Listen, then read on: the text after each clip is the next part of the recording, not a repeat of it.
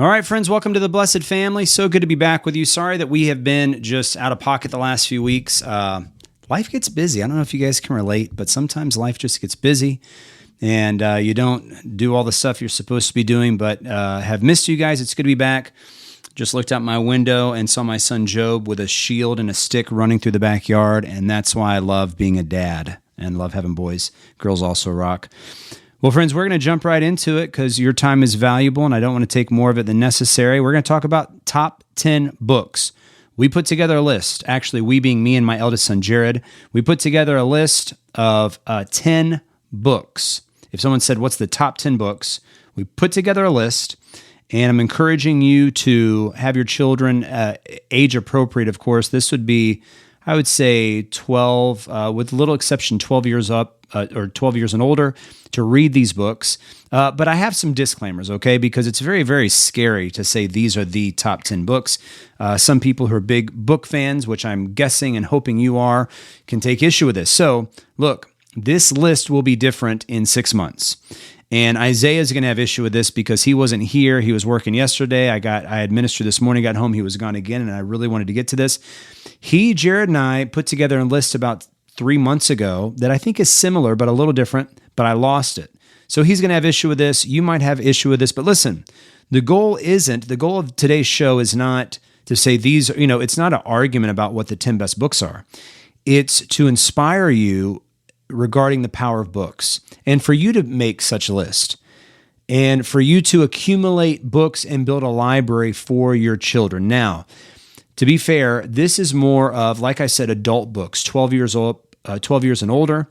If it was a book, a top 10 books for young children, it would be completely different. Maybe I'll do that again soon, or do that for the first time soon. But these are for people who can read adult books. Now, there are 3 rules we gave ourselves in accumulating this book list. Number 1, can only use one author, or, that doesn't make sense. Only use an author once. So there's some authors that I love, and it'd be easy for me just to give 10 of their books. That's not very helpful. So we can only use an author once in this list. The second rule is the Bible cannot be on the list because the Bible is not the first of many books. It is the book.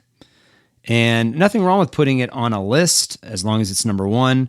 But in reverence to the scriptures, we don't say it's the best of the books, even though it is. We say it stands by itself. So the Bible will not be on this list, but please know it is regarded by my family as the most important book, obviously. And the third rule was to have a variety of kinds of books. For instance, these aren't all history books. They aren't all theology books. They aren't all fictional books. They aren't all classical books. We try to get, authors can only be used once, and we want a variety of books. So those were the rules. Okay, so we're going to jump right in, and we're just going to go through these 10 books. This will probably be a short show, and hope it will inspire you, and that if you're not familiar with these authors, let me say this. If you aren't familiar with these authors, that needs to change. And I think an author list is sometimes more important than a book list. But also want it to inspire you that these are books that you should get and read. Okay. Number 1, I kind of wish I would have changed the order a bit now that I'm looking at it, but number 1, C.S. Lewis, okay? C.S. Lewis, and let's do Mere Christianity, okay? So the first book in today's March 22nd, 2023, Jared 1 and Jared 2, Dodd's top 10 books. Number 1 is C.S. Lewis with Mere Christianity. Now, C.S. Lewis also has great books like Narnia, Surprised by Joy. I would say is that the Space Trilogy is in many ways his best fictional series, even perhaps above Narnia. And so he's good, and you should read. You should read the Space Trilogy. You should you can go online and find book sets of his with 12 C.S. Lewis books. Surprised by Joy and Mere Christianity, Screwtape Letters, The Great Divorce, the book, what's it called? Men Without Chest, maybe? No, that's a chapter. What's that book called? Oh, I can't remember, but you can look it up. It's really good. One of the chapters or section is Men Without Chest. So C.S. Lewis, look, he is an amazing man. If you don't like C.S. Lewis, I still love you, but you've got issues, and you need to check yourself into C.S. Lewis Rehabilitation Center so you love Uncle Clive. He was an atheist, became a Christian in his early 30s, very much influenced by his friend J.R. Tolkien, and he, within 15 years, was the most sought-out Christian speaker in all of Europe. Okay, number two on the list.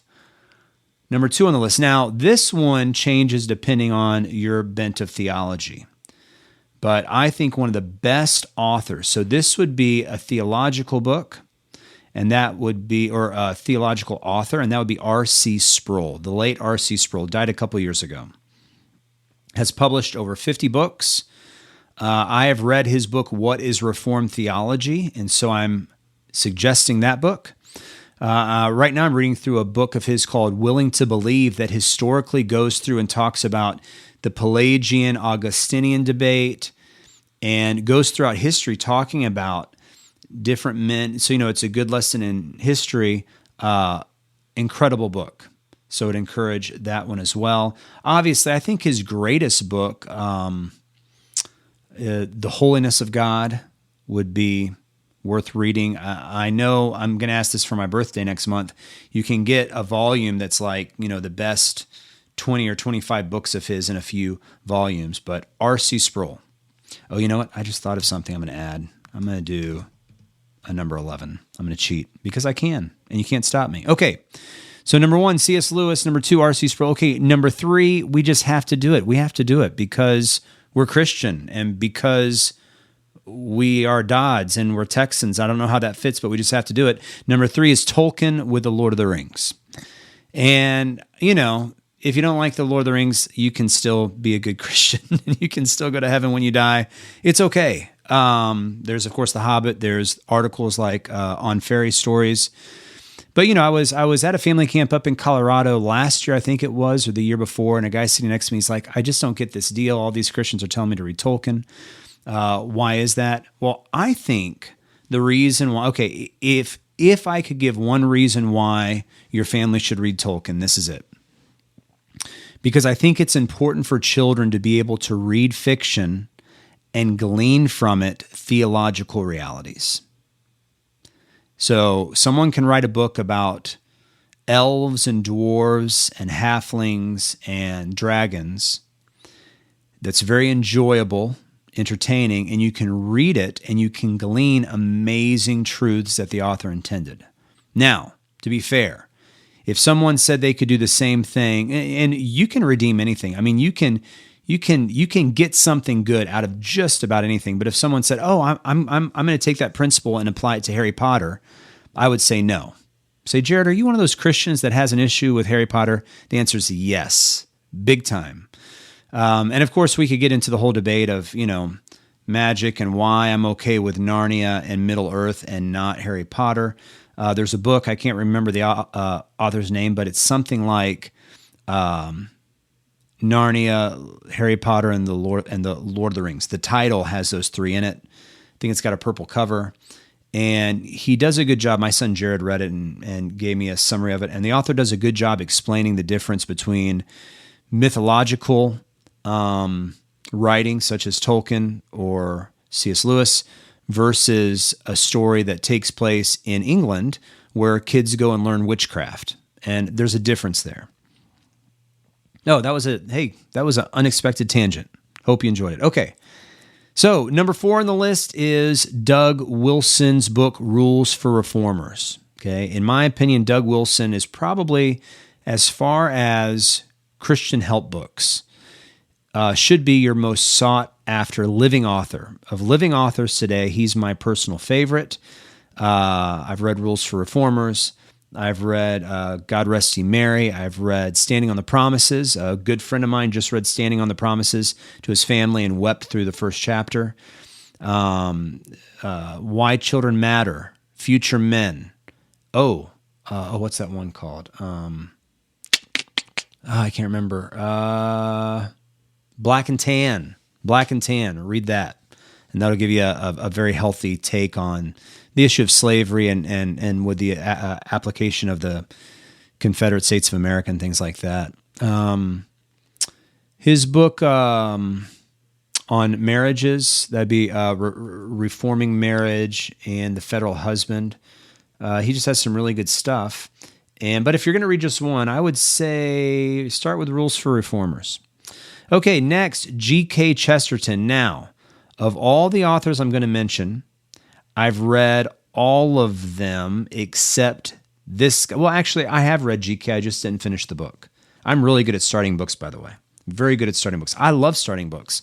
I love when I finish them, but that doesn't happen as often. And I honestly tell people, try and finish books, but if you get a book and you read the first 3 or 4 chapters and it really blesses you, but you feel led to move on, I don't think that's a sin. I don't think that's against any commandment. So a great place to get started with GK, which I have, is his book, Orthodoxy. Now you say, Jared, you've only read some of one of this guy's books. Why would you recommend him? The answer is simple, because all of my recent heroes recommend him. The men that I respect and look to love this guy's writing. And so for me, that's enough to mention him on today's list. All right, number 6. So far, we've been doing, besides fiction, we had 4 right off the bat Christian help books. Orthodoxy, Rules for Reformers, What is Reformed Theology, Mere Christianity. Let's get into history. One of my favorite historians is Albert Marrin, Marrin. And the best place to start with him is the book called Stalin. I wish every American would read the book Stalin. It would give great perspective with all the nonsense today of people thinking that Marxism is just a really good idea. Because guess what? It's been tried. And Stalin tried it. And might be good to glean. Those who don't know history are doomed to repeat it. So Albert Marrin. And I've read his books on Vietnam, FDR. My wife read his book on War of 1812. What else have I? He has a book on Virginia's or America's Most Beloved General on Robert E. Lee. He's really good, really good. I read his book on Hitler. So Albert Marrin. Okay, number 7, Dante. Dante's Divine Comedy. Now, actually, I think this is another person I haven't read. I was torn because I was like, okay, Jared, talking to my son, we need to put someone in here like classic, like old school, like Homer, Virgil, Dante. Now, I have read some of Homer. I've read a bridged version of the Aeneid by Virgil, and I've listened to videos on the Divine Comedy by Dante. And I was thinking Homer or Virgil. Jared said, no, Dad, we've got to do Dante because it's very Christian. So, I'm a big fan of classical education. And so Homer, Virgil, Dante, I think those are very important. And, just popped in my mind, I would highly recommend for your teenager or for you to go to Google Romans Road Media, and they have a resource called Old Western Culture by Wes Callahan. Old Western Culture. If you get the whole 4-year curriculum, you get it half off. No, I don't get a commission for selling it. And it's worth its weight in gold. I mean, it's an amazing resource. And the title of it, Old Western Culture, is inspired by a quote by C.S. Lewis. And it's very good. And in there, he starts with the Greeks, goes to the Romans, goes through Christian, medieval Christian literature such as Aquinas, and then moves on to moderns such as Jane Austen, and ends with Tolkien and Lewis. So it's really good. Okay. So, so just to review, number 1, Mere Christianity by Lewis. Number 2, What is Reformed Theology? We've got The Lord of the Rings, Rules for Reformers by Wilson. We've got Chesterton, Albert Marrin with the book Stalin. Get that book.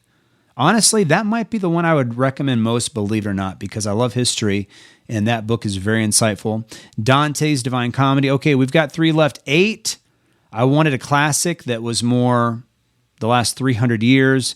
Jared disagreed with this. I would say he would say, no, there's something better you could do. But I did Les Miserables by Victor Hugo because I love that book. And I think it's a treasure. I think it's a work of incredible talent.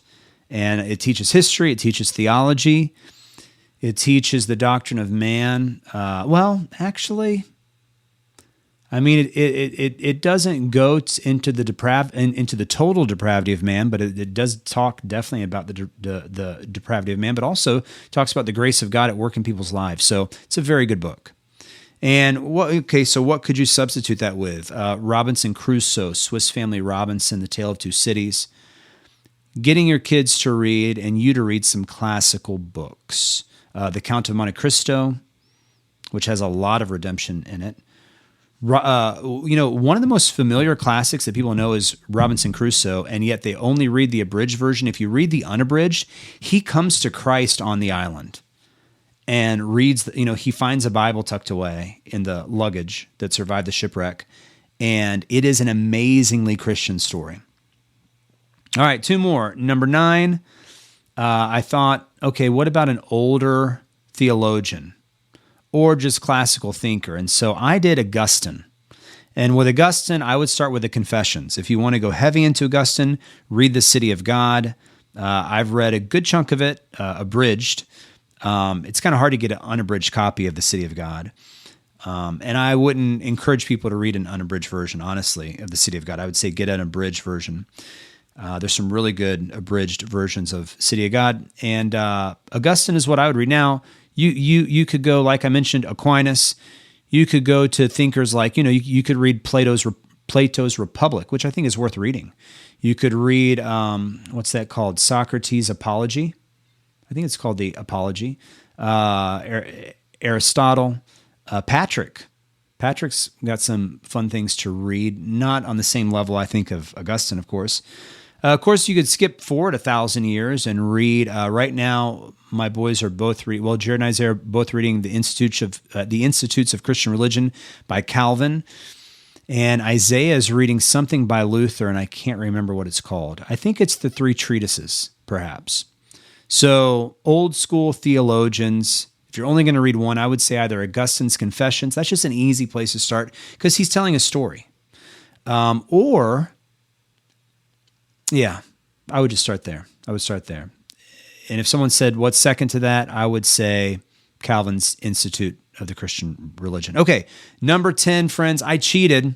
Jared and I just couldn't land the plane. We talked about Milton Friedman's Free to Choose. We talked about Winston Churchill's History of the English-Speaking Peoples. We talked about, something like Jane Austen, Pride and Prejudice. We talked about Brave New World by Aldous Huxley, which is so ironic because he wasn't anything close to a Christian, but his book was remarkable in showing the beauty of the truth of God. Or we thought about, okay, what about autobiographies like Rebel Yell, which is the story of Stonewall Jackson by S.C. Gwynne. That's an amazing book. I've read that. Isaiah's read that. Or what about Plymouth Plantation by William, it's not Brewster, William Bradford. Or what about going good fun fiction and do Sherlock Holmes by Sir Arthur Conan Doyle? You can download, if you have a Kindle, you can get the whole series, like the 4 novels and the 50-something short stories for free. Of course, Lamplighter books are always good, and even cheating more. Earlier in today's show, I said, I've got an idea. I typed down a number 11. I'll just attach it to 10, and that is sermons. Read the sermons of Spurgeon. Read the sermons of Jonathan Edwards. Read Jonathan Edwards' sermon, Sinners in the Hands of an Angry God, which God used to start the Great Awakening, which led to the birth of this nation. All right, friends, so that's the list. So what is number 10? It's up to you. Gosh, if I had to pick, I'm looking at this list. Milton Friedman. Friedman's good because he teaches good economics, which align very much, I think, with principles of Scripture. Of course, Winston Churchill's History of the English-Speaking People. Okay, if I had to choose, I can't choose, but I'm just going to pick one. Okay, I'm going to pick 2. Lamplighter Books. That's just a category of books.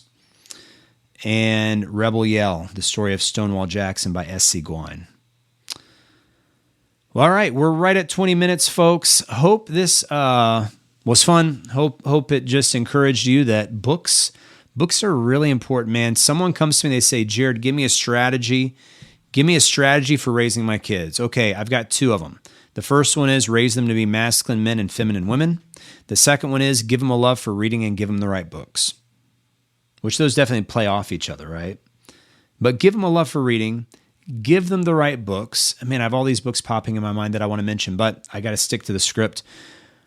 All right, friends. Well, hey, as always, blessings to you guys. Excited about what God is doing. Hey, can I just encourage you in closing? There's a lot of craziness going on in this world. God is sovereign. He's building his church, and we need to have a sobering yet optimistic view of the future. We are going to win. God's people are going to come out on top because we have the truth. We have the weapons that demolish strongholds, and our Savior, the increase of his government will have no end. And his government is here present. It's the kingdom of God, and he is reigning on his throne. And so be encouraged. If God is for you, who can be against you? And don't be afraid. Be confident and disciple your children and give them teachers. You know, I'm all about teachers speaking into the lives of my kids, but most of the teachers I introduce them to have been dead for a long time. And so they become dear friends with these men and women.